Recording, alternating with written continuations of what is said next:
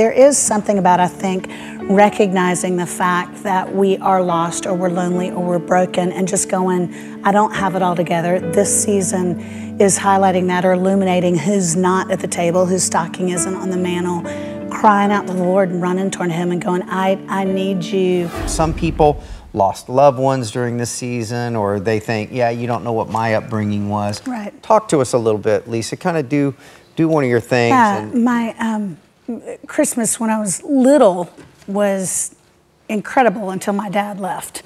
And like most kids who go through divorce, I thought it must be at least partly my fault. You know, I thought maybe if I was prettier or used my inside voice more, Dad wouldn't have left. And there was something about not having what I thought was a whole family, and I assumed everybody else had a mom and a dad Christmas morning, that just, you know, there's something that underscores on your heart, makes you feel like you're less than. And then... How old were you then? I was 6. Wow. That's actually when I came to know Jesus, because I can still remember the pastor. It was a little Baptist church in Central Florida, and he was preaching on how God is a father who never leaves. And I remember they must have sang Just As I Am. You know how they'd sing Just As I Am like 500 times at the end of church. And I remember just white knuckling the pew, but thinking, I want a dad who doesn't leave. Wow. And so I came to know Jesus when I was 6 years old.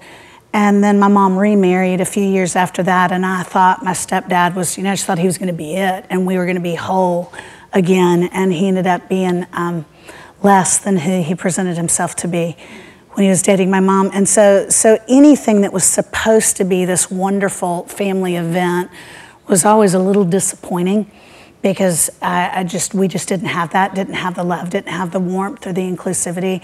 So I faked it real well. When I got older, began walking closer with Jesus and became less of a liar, you know, then I began dealing more with the disappointment of whatever it was, Christmas, being at somebody's baby shower. I can remember distinctly 3 Christmases ago, I became a mom at 50. I adopted a little girl from Haiti, and so I said, you know, I kind of went through menopause and motherhood at the same time. That's just God's double portion for me. But anyway, the year I was supposed to bring her home, I was supposed to bring her home for Christmas 3 years ago, and I thought, this is amazing, like this is incredible. I went to the mall and got these cheesy stockings, and I embroidered, well, I didn't do it because I have the domestic ability of like a snail, but I paid somebody to embroider Missy on one stocking and Mama on the second one. And I thought, I'm gonna start decorating like in August. And I found out in October that it was very likely I wasn't gonna get to bring her home. This was after 2 lost adoptions. And I can still remember rolling that stocking up with her name on it and putting it in the closet. And I thought, I just can't do Christmas this year. I don't know if I'll ever really be able to do Christmas again. I know it's not about us, it's about Jesus, but I felt so missed. And I remember going to the grocery store soon after that, and there was a woman in front of me, and she was wearing one of those Jesus is the reason, you know, pins. And she was so hateful. This woman was just a yahoo, and she was yelling, that's a cuss word in the South, by the way, but she was fussing at the checker because the checker wasn't going fast enough. I hadn't seen her pin yet. And she kept kind of fussing at this girl, and then she turned around, you know, to like look at a gossip magazine, and that's when I saw Jesus is the reason for the season. And I thought, Letty, you better move over. I'm going to kick you in the shins, because you know you're hateful, and I'm just not feeling very Christmassy. And I think it's in those seasons. Sorry, I'm not being very godly, am I? It's in those seasons, though, that you go, is he really who he says he is? Wow. Did he really come for us? Is he really enough? And I think every year at Christmas, he has revealed himself to me in such tangible ways, even that year that may have been my loneliest Christmas ever.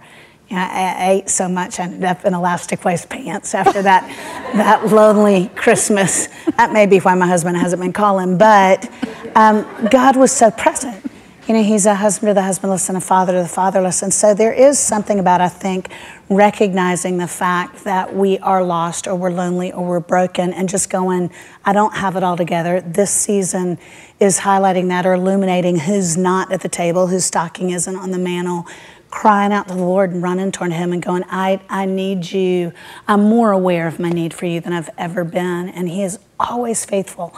And so even hard Christmases have been so sweet for me because Jesus is always who he says he is. Yes, Beautiful. he is. Wow. Yeah.